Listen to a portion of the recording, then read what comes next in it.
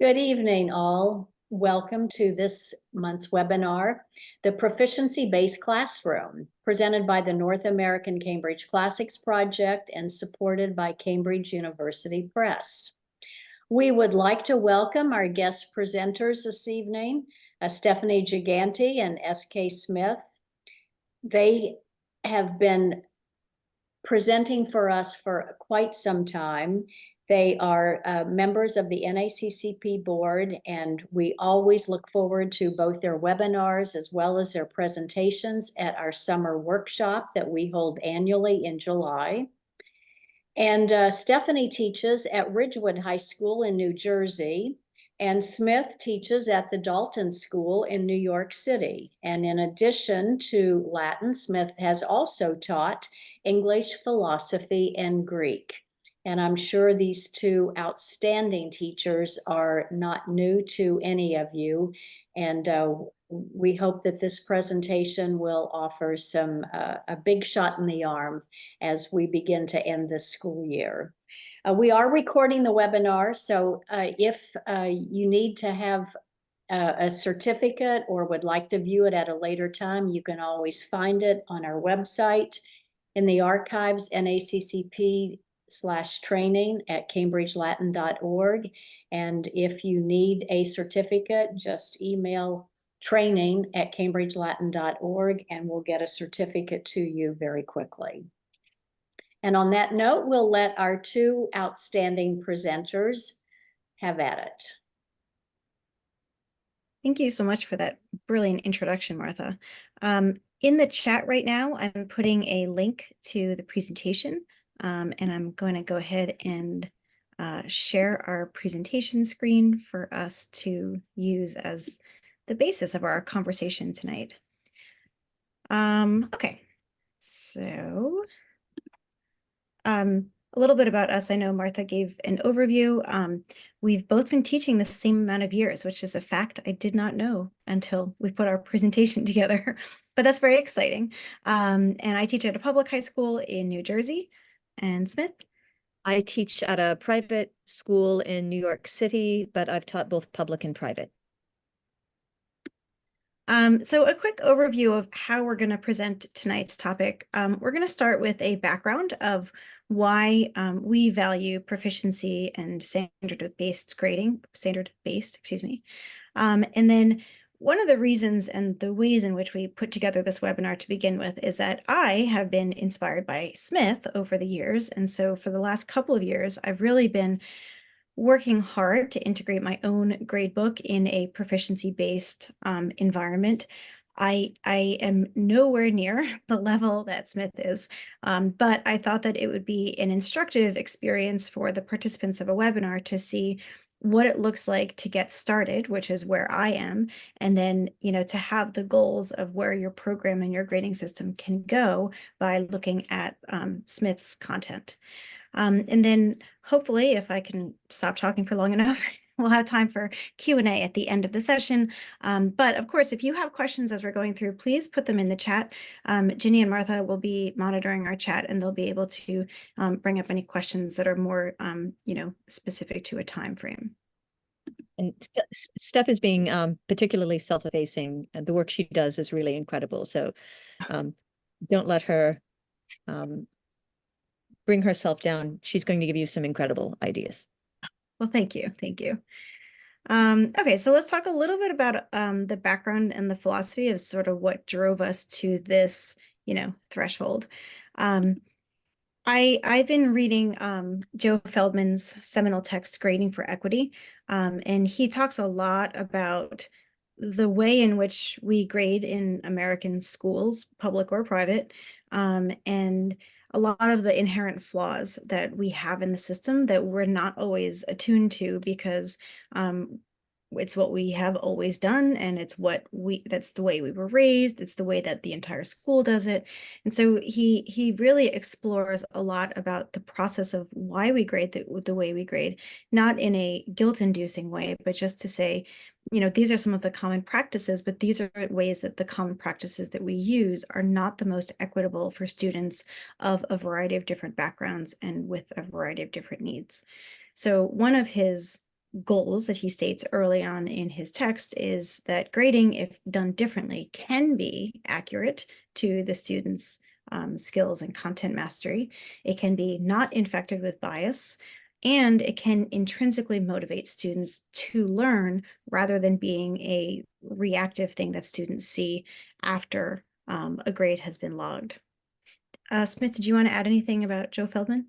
Yeah, Joe Feldman came to Dalton a couple of years ago and really pushed on this notion of why it's important that we reconsider notions of grading in the classroom, that we can function often as gatekeepers and prevent kids from really necessary things like internships or scholarships at we might think that they're small things, but they're actually opportunities for kids to get into college and to move beyond something that we might prevent them and not even realize that we're preventing them from doing it. So it's really worth your time taking a look at his chapter. His first chapter is available for free online, and I'll put it in the chat. I'll look it up and paste it in. So another quote that Smith wanted to bring up is from Grant Wiggins, who's another, really formative voice for educators in the 21st century. Yeah, so Grant Wiggins, I think, really wants us to think about the distinction between assessment, evaluation, and recording or reporting. And his notion of assessment is to remind us that it's just as important for us as teachers in our own practice as it is for those who are in our classroom, our students, and what they need to work on and what they're already successful with. So he writes, people still think that assessment is what you do after teaching and learning are over, as opposed to thinking of assessment as giving feedback to help you achieve your goal. And if we think about it as a loop, really a feedback loop, and that we're always thinking about what we need to do to improve our teaching, to help our students learn, and what they need to do in order to improve or grow or stretch themselves in ways that might be uncomfortable or unfamiliar. So from a more down in the trenches level, right? Because it's easy to look at an educational philosopher and be like, well, yes, they bring up good points, but what about you as a person? So I kind of wanted to bring it back to our level, not to be selfish, but just to say I'm a teacher in the classroom every day, just like you all are. And these are some of the problems that I found with my own system that drove me to change. Part of it, and I'm going to be perfectly honest here, I'm not a really good math person. That's why I don't teach math, right? I purposefully sought a career where I didn't have to interact with math on a regular basis. And here I am, surrounded by numbers and trying to make sense of them in the most eloquent and thoughtful and accurate way for my students, too. That's a lot of math. So, from my perspective, category averages didn't necessarily make sense to me. And seeing category averages through the lens of my own children as they're going through school was also a really eye-opening experience. Without saying their grade level or a subject, I can tell you that there's one subject that weights a category of tests at 50% of the marking period grade, which is probably fairly standard and something that you guys are probably not balking at all. However, when one of my children had a poor test grade from one day that I don't know what day it is, maybe my child was sick, maybe my child had missed school the day before, I don't know the circumstances. It was a poor test grade. But as I'm looking at the end of the marking period, I think, oh my God, there's only one grade that is making up 50% of a total average. And my heart broke for my child because I thought, wow, that is not enough. There was a second test, but it was the last day of the marking period. And that's a lot of pressure to put on a kid to say, okay, well, 50% of your marking period grade is riding on your performance on this one test. And I don't want to do that to my students. So category averages don't make sense from that standpoint. Total points made more sense for a long time, but then I felt like I was arbitrarily adding or creating points for assignments based on an assumption, based on a hope. And I didn't trust myself enough with the math of the situation to put forth a total points conversation in the gradebook that really supported all the students. From a systemic standpoint, and this is also something that Joe Feldman talks about, you know, we teachers, we are an island within a sea, right? Whether you are the only Latin teacher at your school, or the language department does things differently than the math department, or whether your district does something different, that nationwide, we are all doing something differently. And so kids often have to kind of play a game, you know, like, okay, I'm in so-and-so's class. How do I get a certain grade that I want to get? Because when I go down the hall to go to someone else's class, I have to do different things. So there's a way to make this more equitable, and there's a way to make it more transparent. I just wanted to build off of what you were saying, Steph, because I think it's particularly important that we also acknowledge that it doesn't matter what we put in a grade book. On some level, it's going to be arbitrary and it will have some kind of bias. It's a little pushback on Feldman, because I think instead of grades not being infected with bias, it's more that we need to acknowledge the bias that we're bringing to the table, and how we can make things more fair to our students. So whether I'm doing standards-based grading or points-based grading or whatever, it's all arbitrary. And I'm going to show you a fun little bit. I took my camera this afternoon and I just took pictures of some New York City buildings, how they're rated according to energy effectiveness. And you'll see what I mean as far as what is arbitrary and what isn't.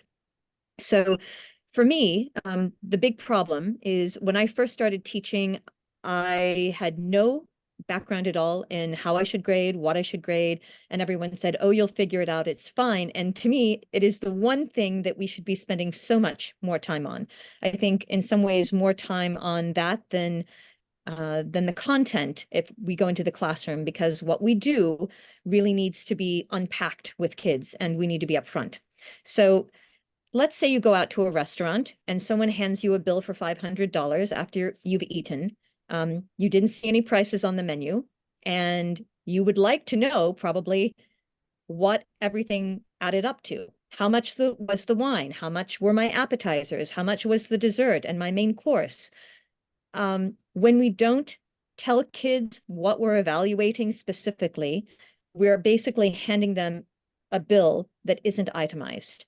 And when we give kids an opportunity to, instead of being itemized according to, as Steph mentioned before, a test, and tests being really heavily weighted, a test doesn't give kids enough feedback on the skills they're learning. Instead, we should think about objectives. And we should be very clear with the kind of objectives that we want kids to come away from our classes. For me, objectives are both measurable and unmeasurable, and I try to break them down, and I'll talk a little bit about those later. But everything should be very clearly by objective rather than quiz, test, homework, project, paper, so that they know what to work on in your class and what they're really owning in the class. The larger problem for me with terminology, and I mentioned this before, is that we conflate terms all the time without talking about what they really mean. Assessment versus evaluation versus reporting and recording. And assessment is feedback. It's a Latin word, right? To sit beside. If anyone should know this word, we should know it. And we should be thinking about ways we want to sit beside kids and talk to them about what they're doing well and what they need to improve upon. And whether we mark that, that's a different story. Not everything has to go in the grade book, or not everything that goes in the grade book should be recorded in a way that will affect or impact a child's grade or their sense of self. Speaking of objectives.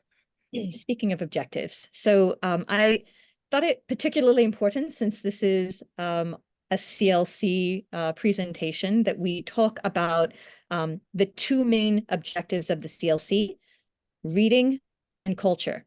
And Steph is going to go through how she breaks all of those down granularly in her class. I'm going to talk about it as well. But two main objectives.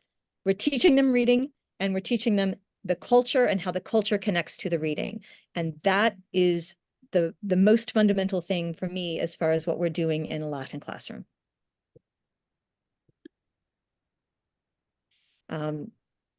On top of the CLC, our professional community from ACTFL, we want to think about the standards for classical language learning with ACL.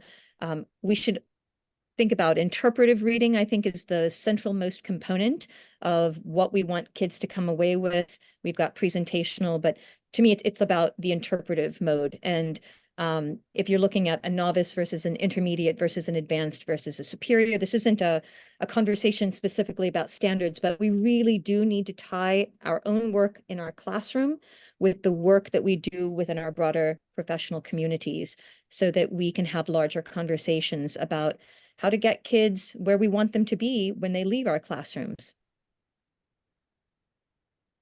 All right, so from the land of, that all sounds fantastic, but how do I do it? Here's how I started to do it.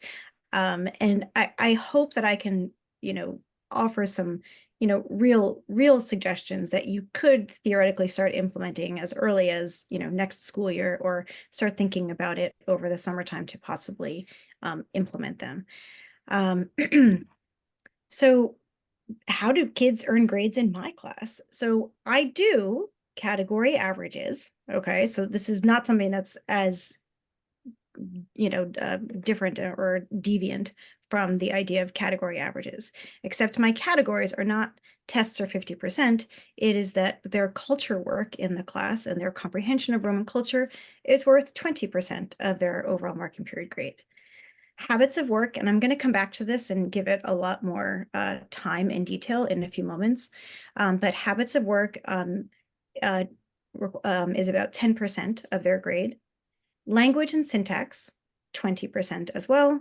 Reading comprehension, this is one of the premier objectives of the Cambridge Latin course, so that is 30% of their overall marking period grade. And then vocabulary, because it's part and parcel of reading comprehension, is also 20% of the grade. So what this means is my grade book looks like this. I know, you guys are like, wow, that's a lot of colors. It is all color coded, and because I want it to be, visually differentiated within the grade book. So if I give students a homework assignment, it's something that they're doing at home, of course, but it's a vocabulary assignment that they're doing at home. And so I want to track, are you doing your vocabulary assignments at home? Because you can see, I think, relatively clearly that if a student has consistently low grades in, say, language and culture, right, that's where the student's real issue is, and that's where the student has room for improvement. If a student has really low reading comprehension skills, you can also probably anticipate that their vocabulary scores are low, or vice versa. Or maybe there's a disconnect that their vocabulary is sky high and their reading comprehension skills are middling. So then it's, okay, well, maybe this is worth a conversation with the student's English teacher to say, okay, how do they do with reading comprehension of English texts?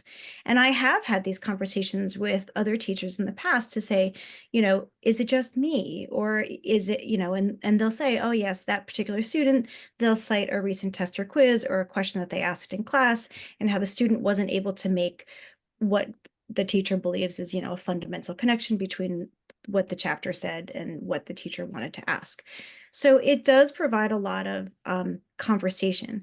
I think it's also instructive in terms of promoting students to the next level of Latin. And this is probably more of, I don't want to say an issue, but it's probably more of a thought point if you're not the only Latin teacher in your department, and if you send your students to someone else for the next level. Because I don't want to send a kid who has a B, and a B, right, it kind of looks like, oh, it's a pretty high decent grade, right? And it seems like a pretty strong student, but maybe they got their B because their vocabulary is amazing and their habits of work are amazing, but maybe their reading comprehension is just not great. So the ascending teacher can look and say, oh, okay, maybe I should help this student with reading comprehension in the first part of the year, make sure that they have a good foundation, or, some conversation that would be instructive in that way. So Steph? you might, yeah. Do your students have access to your gradebook? Yes. Yeah, it's open 24 hours a day, which is a separate conversation. So you might have been overwhelmed when you saw my screen, but I want to say my supervisor actually wrote this in my observation this year. He observed me in February, and he said, while Magistra has only collected and graded 3 items thus far for the 3rd quarter, she customarily offers a high quantity of mostly low-stakes items spread across 5 Latin-focused categories. It kind of made my heart sing, because I'm like, oh, he noticed. But also, I think he notices something that the students hopefully do too, which is at the beginning of the marking period, maybe you have a certain average, and maybe that average doesn't make you happy, but at the end of it, look at how many grades you're going to get. So just keep working, just keep plugging away and doing the other assignments, and slowly your grade point average will rise. And maybe pay different attention to the categories where your grades are low. Classic example, one of the first tests of the marking period, one of my students did not very well on the culture section. And as we're reviewing it, student said, oh, do you do extra credit? No, I don't do extra credit. Student said, okay, well, what can I do to get my culture grade higher? And I said, okay, well, don't worry. There's a culture specific project coming up, and I have a feeling you're going to do really well on it. And sure enough, the student aced the culture project, and the student's culture grade, elevated way beyond where that student was in February. But it allows a student to say, oh, wow, like I'm really having trouble understanding what the cultural topics are, or having trouble putting it into words, or whatever their conversation might be around that. A couple of other takeaways from looking at my crazy grade book. I do color code my categories. And in fact, I'm a big color coder even in the classroom too. Like I'll use different whiteboard markers for different, like the Latin and then the English or something like that, just to kind of differentiate for students. But I have a new final exam project coming up. And I even color coded within that document. This is the vocabulary part of the assignment. This is the reading comprehension part of the assignment. This is the language part of the assignment, so that the students can, see, okay, if I do this, then my grades that are also purple will, hopefully increase. You might have noticed that my zeros are bolded. I use a feature in our grading system that says no count.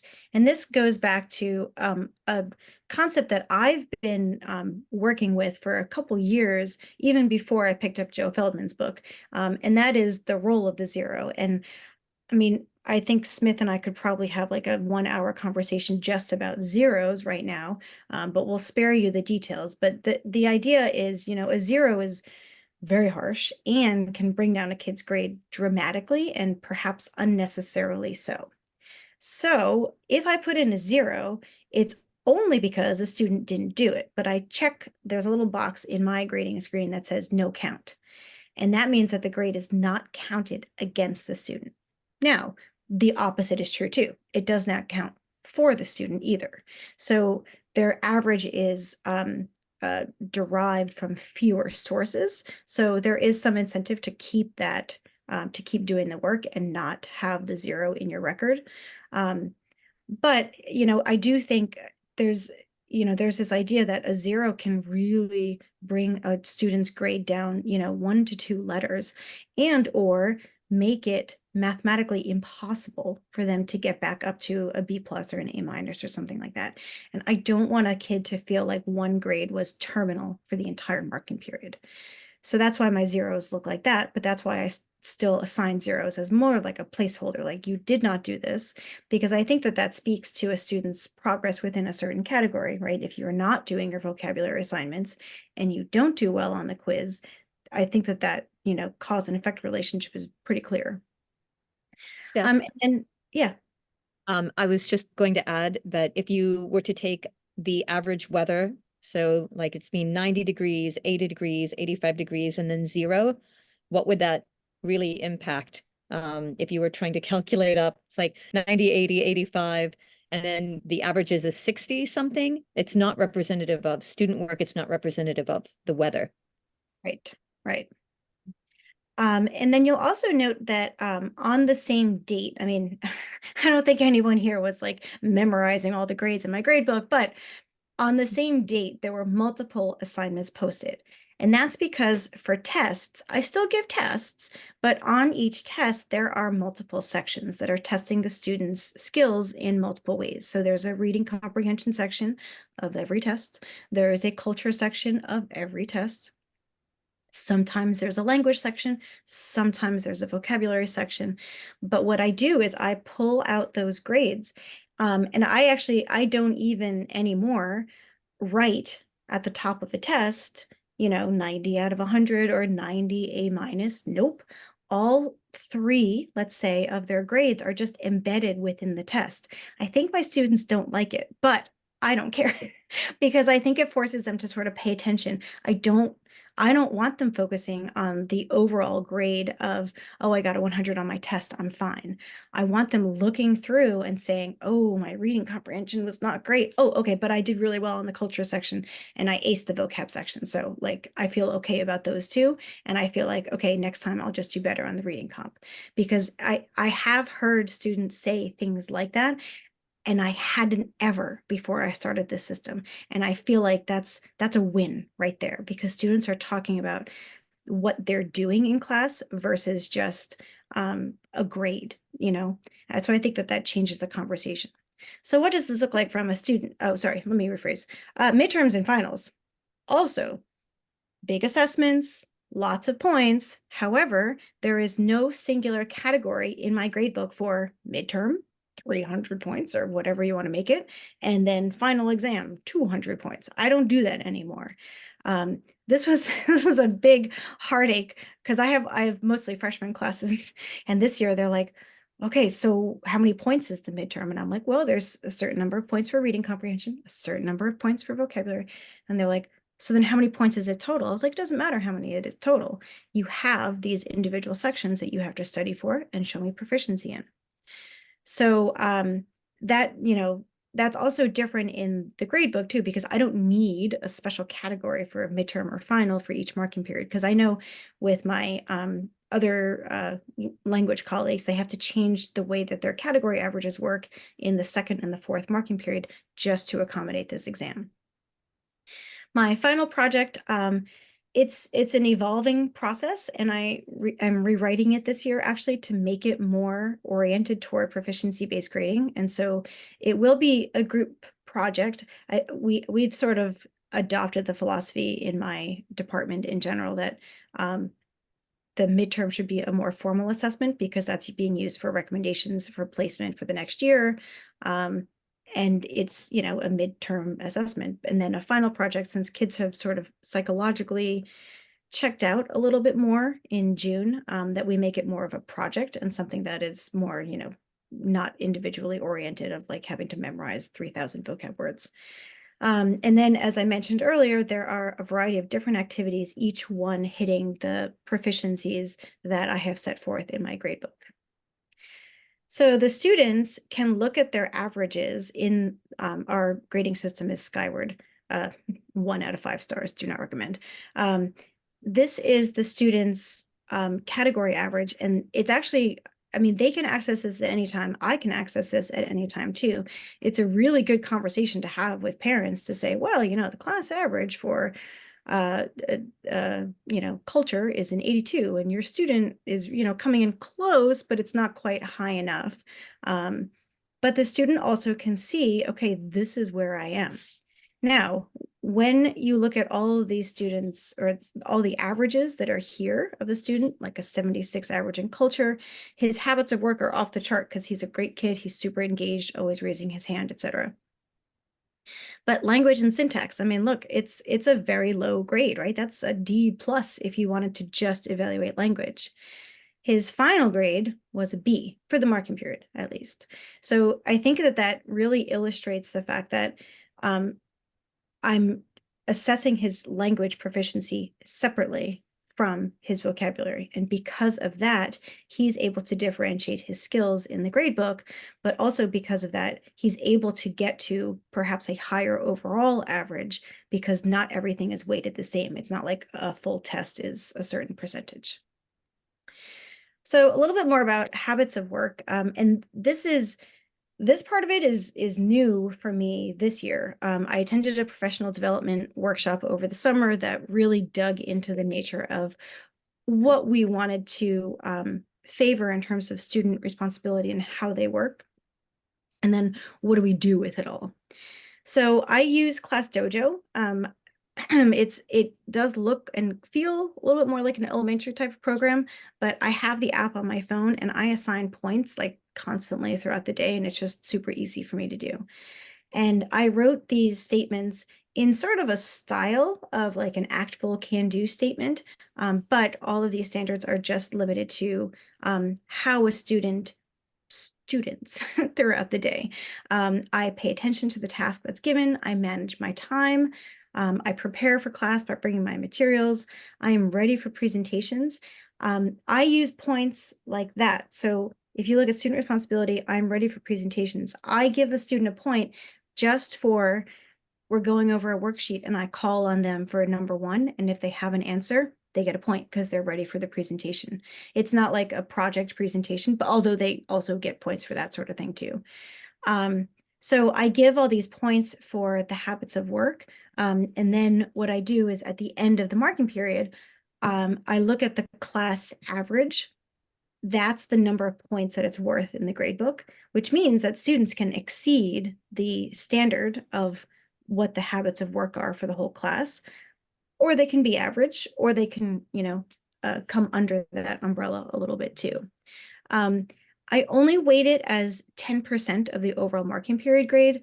I am still kind of grappling with this in terms of how much I want it to count. I want it to count enough that students are motivated to collaborate with others, to help others, to respect due dates and stuff. But I also don't want it to count too much that they feel like so much is riding on them just raising their hand, because there are a lot of shy kids in the class, right? And it should be noted, one of the habits of work says, oh, where did it go? Oh, I only use my phone when necessary. So I started using a cell phone caddy this year, and I just give students a point for putting their phone in the caddy. That's it. That's all they have to do is just walk in, put their phone in the caddy, and they're done, and they get a point, and they love it. They're like, oh, I was the first in. So it's a nice motivating factor to keep them less distracted in the classroom. So a couple of considerations before I turn the reins over to Smith on how she does it. If you're thinking about getting your feet wet like I did, wrangling the papers, this is like the bane of my existence. So, I have a lot of like pre-made materials, tests, for example, midterms, for example, and I don't yet have the market cornered. So like after the reading comprehension section on a test, I will have a space that says reading comprehension score blank out of however many points the reading comp section was. So let's say it's out of 50. And then the students do the culture section, and then they answer all the questions, and I summarize their score, and it's, blank out of 30 or whatever it is. So, but then when I go to put the grades into the grade book, it's like an administrative nightmare because I have to like alphabetize all the kids, and then I have to remember their alphabetical order, and then put their grades in the alphabetical order, and then turn to the next page, and then leave it for it's I don't know how to do this well yet.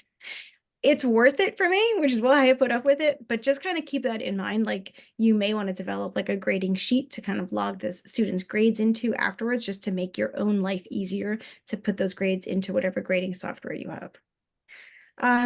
Consideration 2, explaining this to other people, especially the students. They always have questions. How much does this count for? How many points is this? How many points is the average? Or, they're constantly asking questions, because if you move to a system like this, chances are most of your colleagues are not using a system like this. So for them, it's a lot of new territory.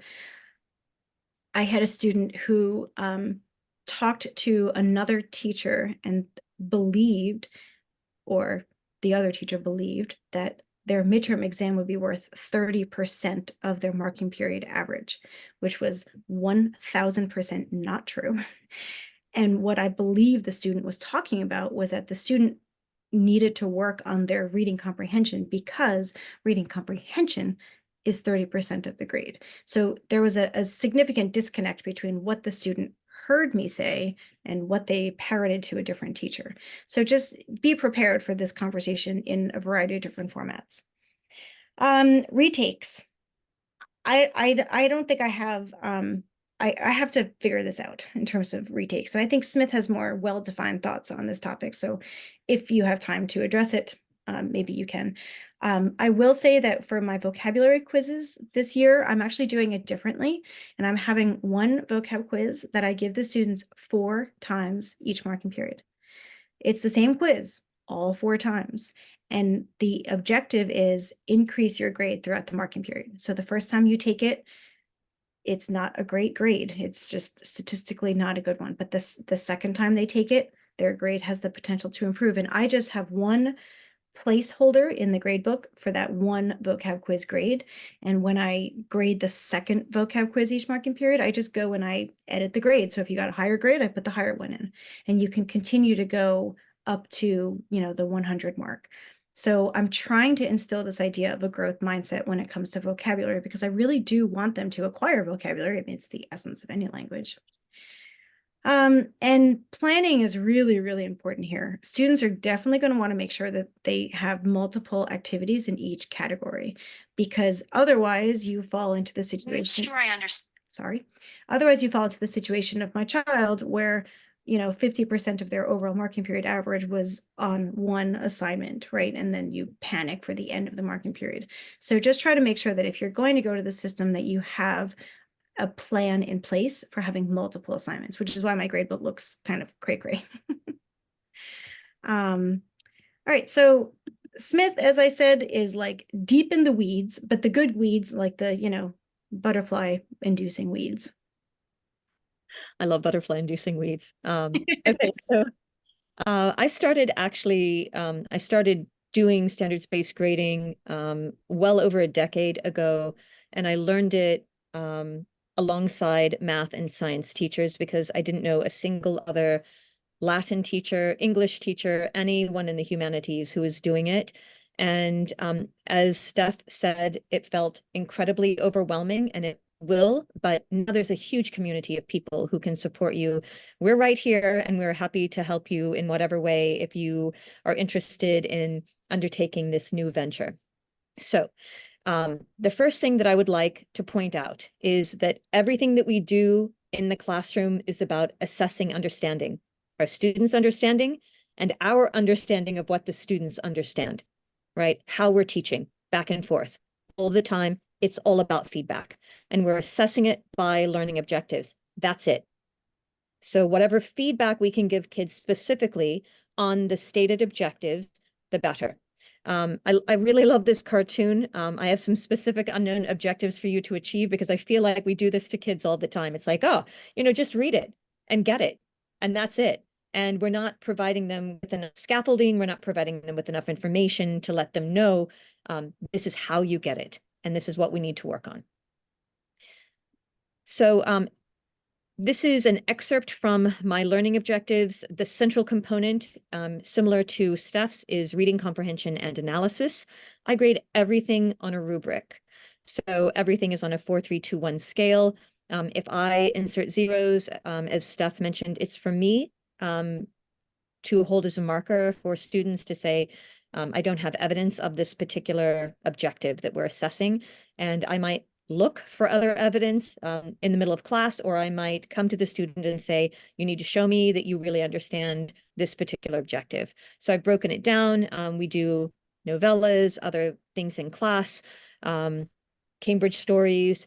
How they pronounce things, I think, is particularly important. It gives you an idea if kids are missing phonemes, they're really not paying attention to words, whether they are acting something out or cartooning it. Steph, if you want to click on the link at the bottom, this is the more exhaustive list. This is what it looks like. At the top, I've got my unmeasurable objectives. There's no score. They're not measurable. It's something that I have incorporated for the last several years. It's what I want my students to take away from my class long after they leave my class. And I ask students to contribute to what they think would be an unmeasurable objective, and we add to those. But these are the kind of core pieces. So at the heart, I want them to get excited about what we're doing in class and to read beyond me. I always hear English teachers talk about having students be lifelong readers of English. I never hear Latin teachers say, I'd like my students to be lifelong readers of Latin. And they can, and they should be. It shouldn't just be amo amasamat, goodbye. And then if you scroll down, I've broken things up, vocabulary. I want to point out that in my current school, for me, I would not put vocabulary B as part of a vocabulary objective, but my school has asked that I do. So that's why it's there. For me, vocabulary is about definitions. Language, the forms of the words, it should be under language rather than a definition piece or a derivative piece. So vocabulary, language, reading comprehension, and analysis. Then I have culture, and then I have some dotted lines at the bottom, and that's my version of habits of mind, or what Steph calls habits of work. And I do not include those in the grade book. It's completely separate. I don't include them in the grade book because a student could very well do all of their homework all of the time and not get anything in my class.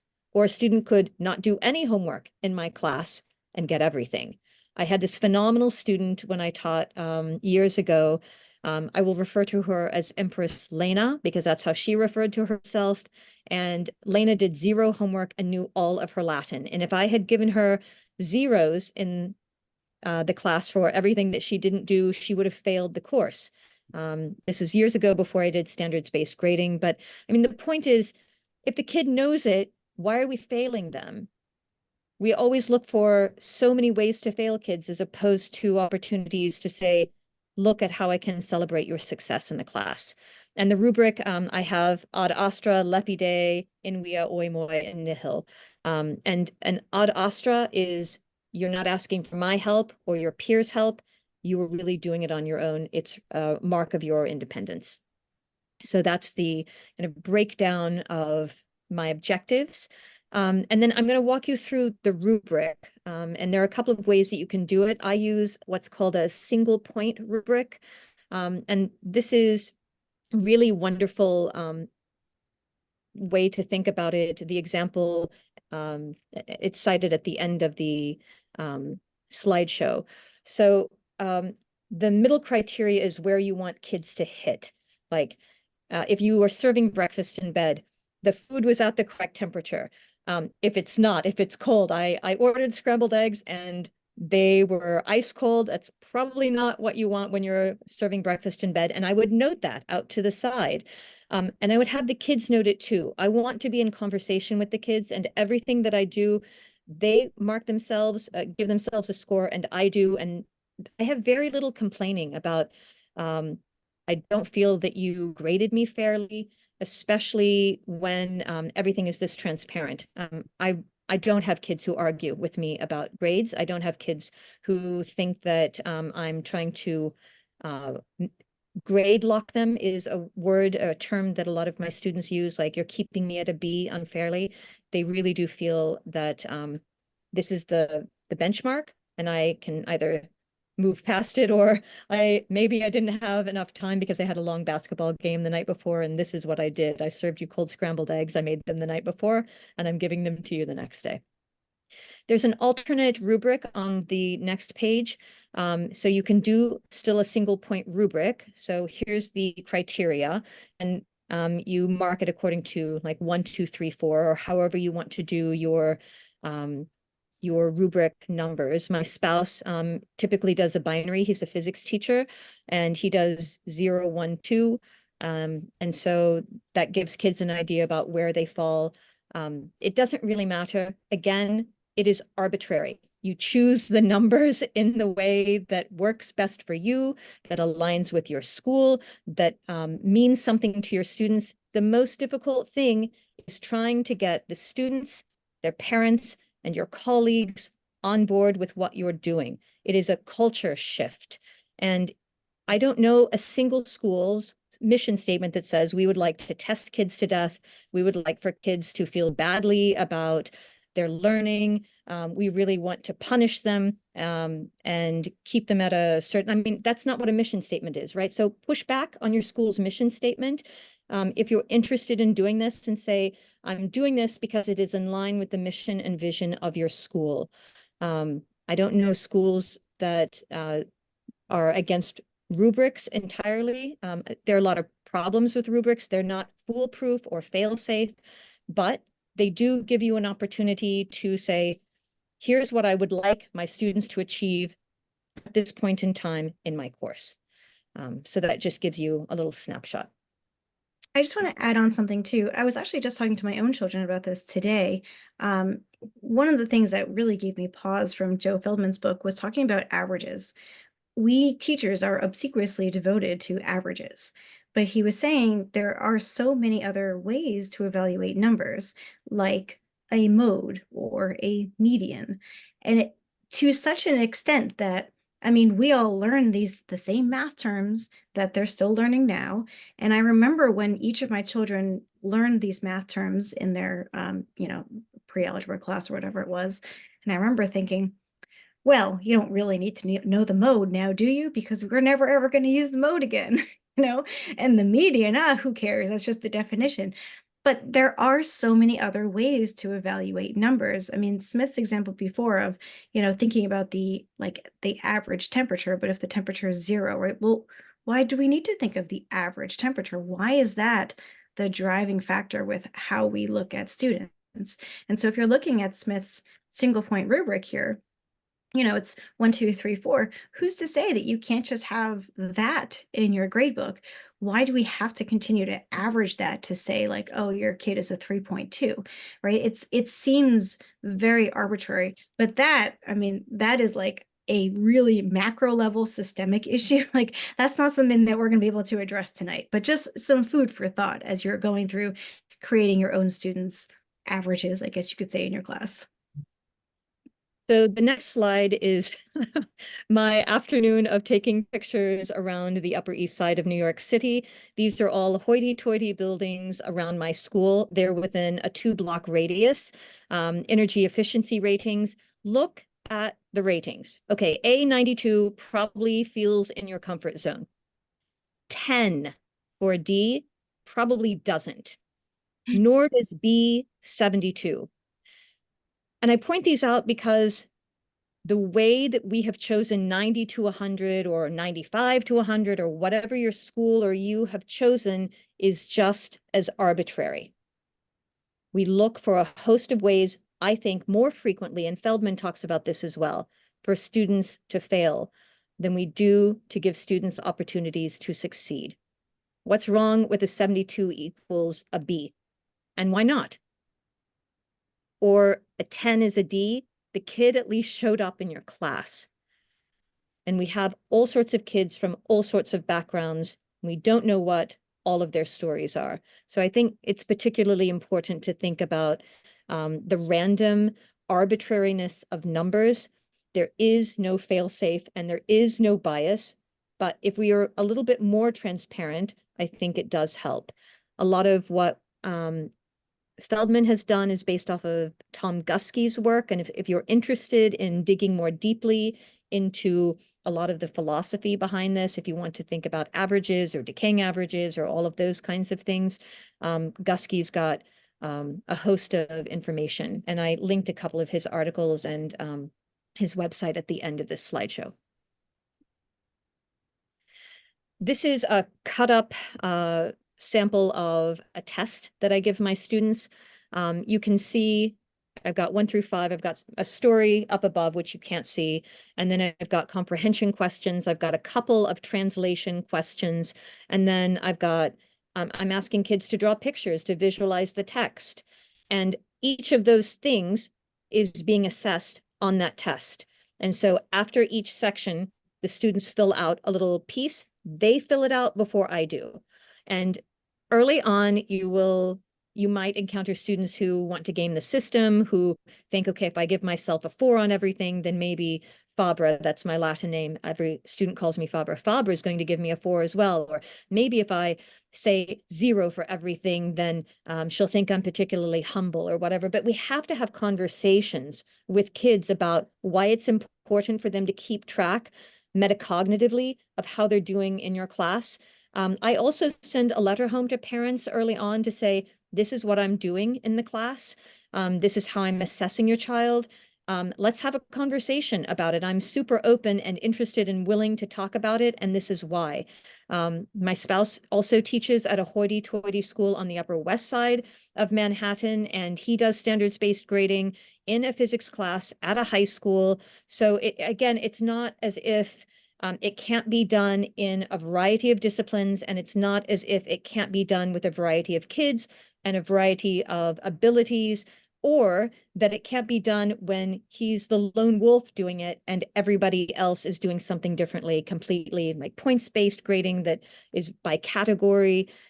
So you can do this and you can implement it in small steps in such a way that you're still reaching your children, but also that it is in line with the mission and vision of your school. This is an example of what my students will see. So I just took a snapshot, stage 13 vocabulary definitions. Again, I'm going to point out to you, vocab A is what is the definition of the word? And then the second part is the ending. And so I would prefer not to have a vocabulary quiz that is assessing 2 different skills. I would prefer that I'm only assessing the one thing, but my school has asked that I do 2 of those things when I'm giving them a quiz. And so my students get very specific information on how they're doing. So the student view, my color coding is a little bit different than Steph's. It's green, yellow, red. Green meaning, yep, I own this skill. Yellow meaning I'm still working on it. It's kind of eh.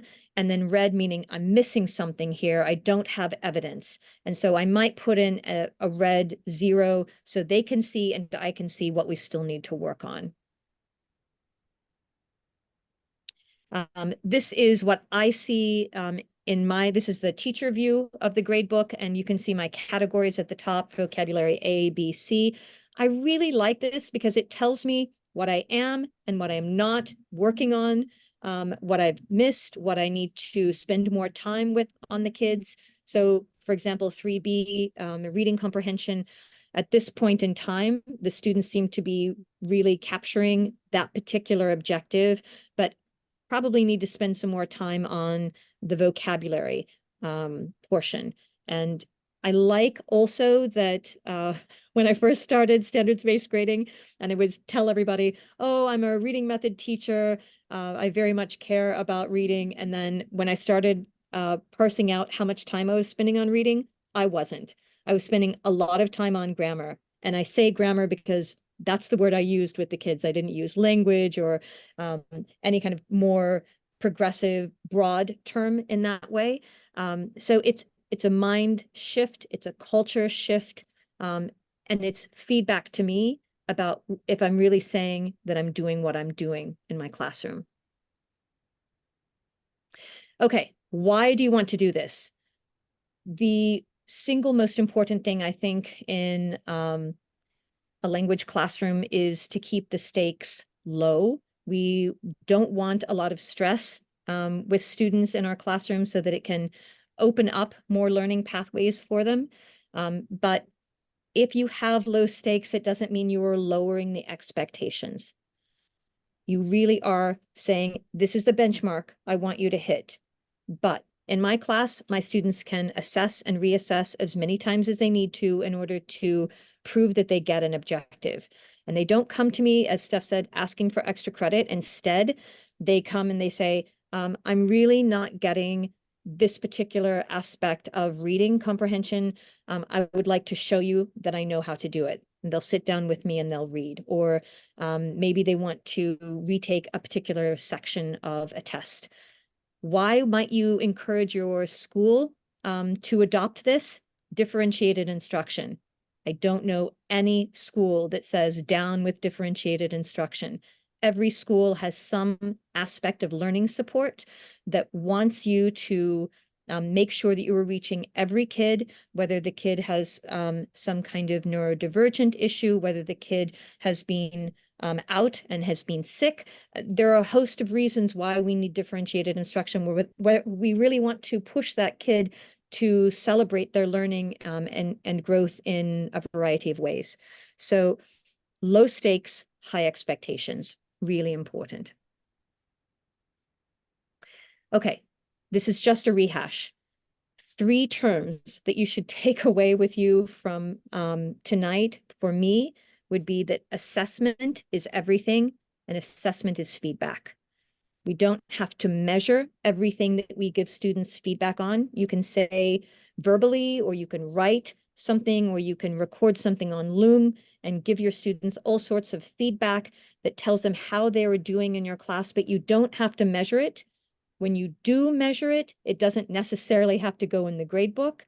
If it does go in the grade book, it doesn't necessarily have to count. It could be, I have all sorts of things that I record during a class period that I don't put in the grade book. I don't report because I want a moment with my students to say, I know that you were off your game today, so let's really focus on making sure that you're paying attention to this particular analytical skill in reading.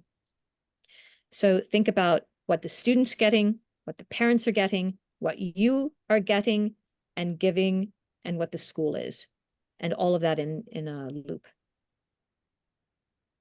These are the resources. Again, I can't recommend Tom Guskey's articles, his work enough. Feldman, I really kind of shot off into fame for his grading for equity text. But Guskey's stuff, I think, is at the heart of a lot of what Feldman has done, and he's been doing it for years.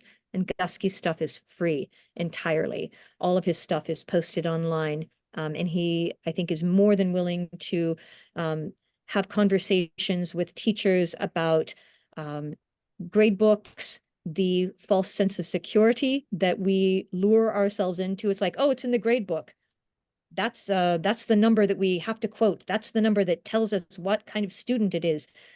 And in no way is that whatever that means. Grading is a snapshot in time of how a particular student did on their learning. It doesn't mean that they are locked into that. It doesn't mean that they can not move beyond it. A host of reasons, as we know, about why kids do well and why they don't, why we do well and why we don't in our own classrooms. So take a look at these, click through. They're really, really helpful if you're interested in going gradeless. There are 2 teachers, Burns and Franjosa, who are in New Jersey. They're science teachers, and they would love to chat with you if you want to bring more of that into your school. Okay, we've got 2 minutes. But we don't necessarily have to end right at 8. So, if you have a question and our conversation continues, we'll stay on for a little while. Yeah, we would love to have a few questions from our audience this evening. So many things to think about, and both of you presented it so well. I'm sure there are a lot of you that have questions. Either put it in the chat or unmute yourself. I Paula. don't have any questions, but I'm just very grateful that this has been brought up. I've tried implementing this approach in one of my classes, in my Latin 3 class, and I'm really, really happy with the information that my students get from it, because now when I hand them a grade report, I don't need to explain anything. The skill areas that they need to work on are very clearly highlighted, and it's super helpful. And I've kind of been trialing it in this Latin 3 class, and I'm looking forward to expanding it in my other classes in the following years. But anyway, I just support that method mostly because it makes the students own their education. They don't need me anymore obviously the teacher needs to give feedback. Otherwise she'd be obsolete, but they're able to have more ownership and proactive approaches that they can take, because then they know immediately what areas am I succeeding in and what skill areas do I still need to improve in. So anyway, great work. And I think you offered a great tip to anybody who's willing to try this. You don't just do it with all of your classes at the very same time. You start out with one class and then you expand from there. Patricia's asking about any pushback for the habits of work category. No, definitely not from the students, and because it's an administration-led initiative in my district, there are a number of us teachers who are working on it in a K-12 space. We had like a 3-day workshop on it in July, and a lot of us are incorporating it in a variety of different ways. It just so happened in my language department, I guess there are about maybe 16 of us total. I would say a good like 7 or 8 of us were at this workshop. So my supervisor's thrilled, and he's really happy to just kind of endorse what it is. I haven't had any like parent pushback about those habits of work. I do have a giant, like all those things that I showed you on the slide, I have a giant poster of it in my classroom, which was there on back to school night too. And I put it in the back to school night presentation. So I think that the parents are at least on board with like, okay, well, this is how she grades, participation. Yeah. Oh, sorry, go ahead, Steph. Oh, I was just going to say, so someone asked about my vocab quiz process. I do give the same quiz over and over. So I give the students a list of vocabulary words at the beginning of the marking period. It's about 150 words.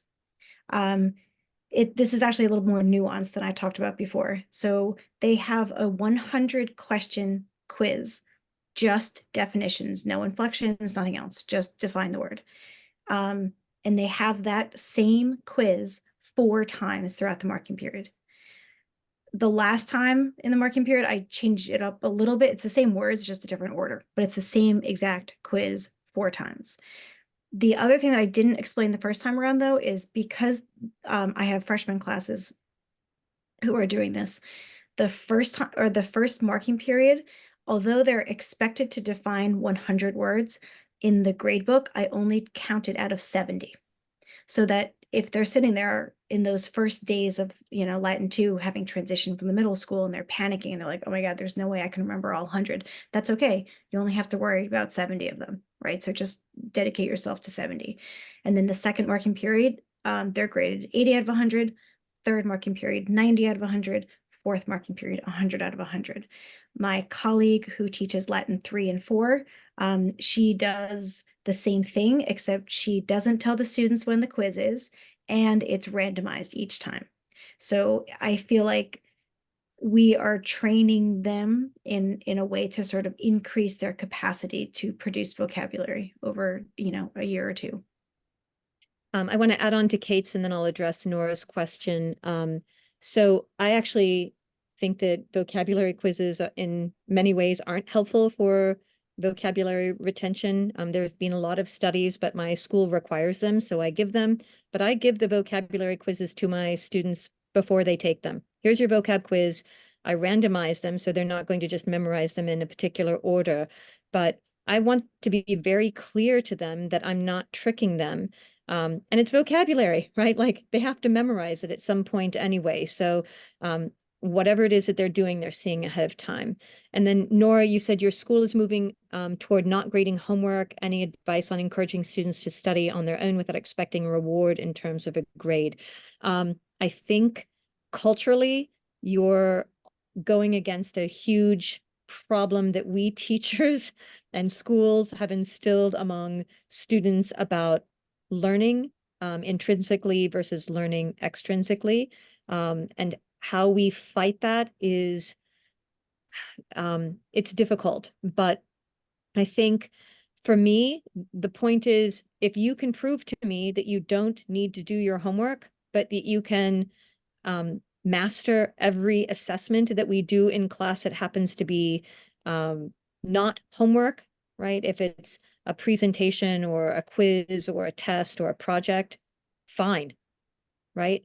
The only thing that I would push back on is that if it's a community building piece, and that the homework means that they need to work with a partner and they're bringing something to the table, like I'm doing Latin literature circles right now, and they all need to contribute to the discussion, I will find a way to have them do that work within class time so that they're still finishing the work that needs to be done. I hope that answered your question.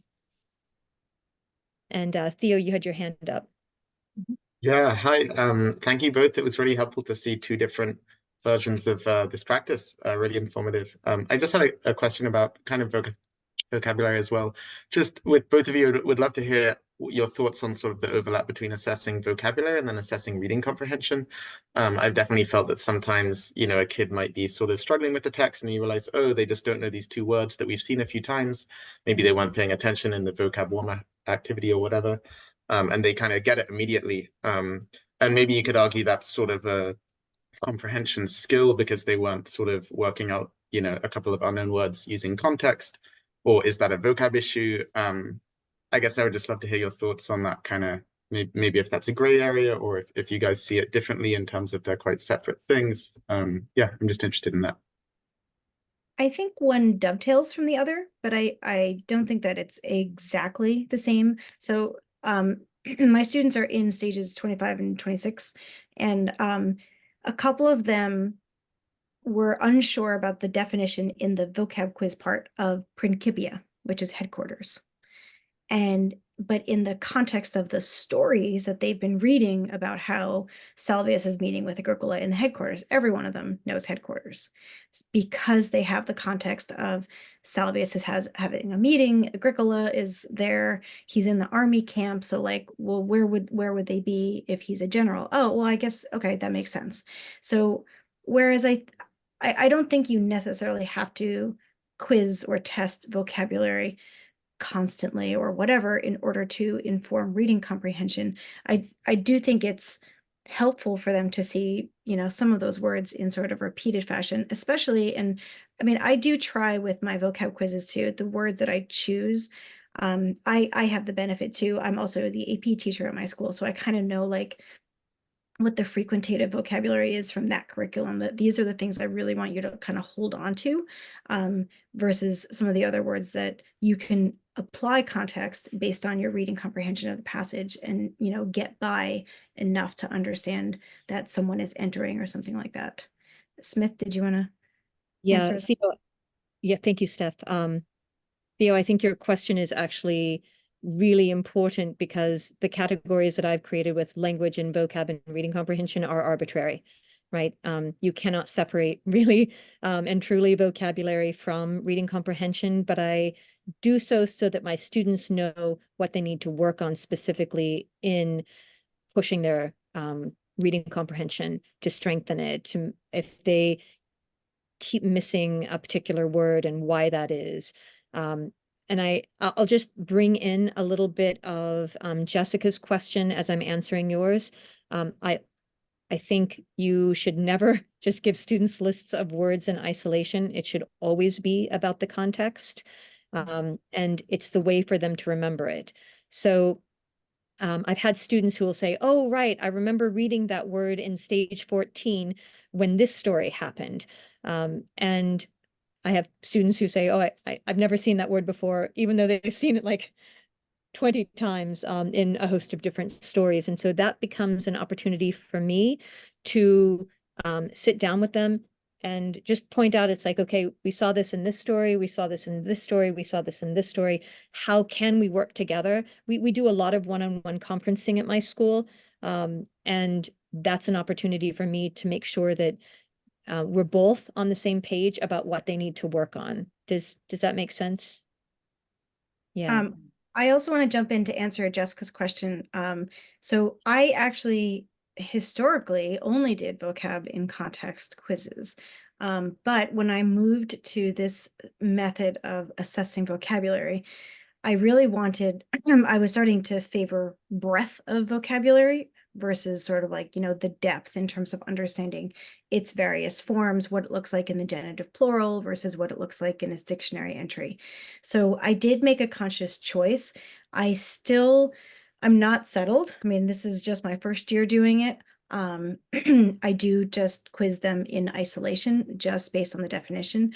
One thing that I do though, in addition to it being in isolation, I do have them handwrite what the actual definition would be, because I want that skill in place so that when they're reading a story and they are looking at a word, that their brain is developing the definition rather than matching it, right? Because I feel like matching is kind of a waste of the kids' time, because you don't have the English translation of a story alongside the Latin version for people to like reference and figure it all out, right? So And then Jessica, your second question about which words I give to the students, that is a great question. So for each marking period, I do give them words that they have seen and are currently seeing and then will see throughout the rest of the marking period. So just for context, this is the final marking period. We started the marking period in stage 26. We will end the marking period at stage 29. So their vocabulary list is from stages 26 through 29. They are learning new words for that purpose. However, there are words that they're going to continue to encounter because the way that Cambridge creates its checklist vocab, which is where I've sourced my list from exclusively, the way that Cambridge does its checklist is that the first time a student sees a word that's a brand new word, it's glossed on the side. The second time they see it, it's not glossed, but you're expected to remember it from the first time because it's, maybe 1 or 2 stories later. The third time a word shows up in a story, that's when it goes on the checklist. So I feel like putting only these checklist words on the list gives them an idea of like, okay, well, eventually I'm going to see all of these, and hopefully you have a stronger basis for understanding their definitions when we get to the stories that are introducing it. Kate, I haven't forgotten your question, and I'm going to come back to it, but because we're in a vocab mode at the moment, I want to address Jennifer's and then I'll come back. So how do I present vocabulary lists from the stages in sentences from the stories with the words underlined? We read the stories first. We read the stories with words glossed. I will have an activity that scaffolds those stories where they get to reread. So I do a lot of close exercises where I pull out words that I really want the students to know that they should know, having read and seen those words a number of times.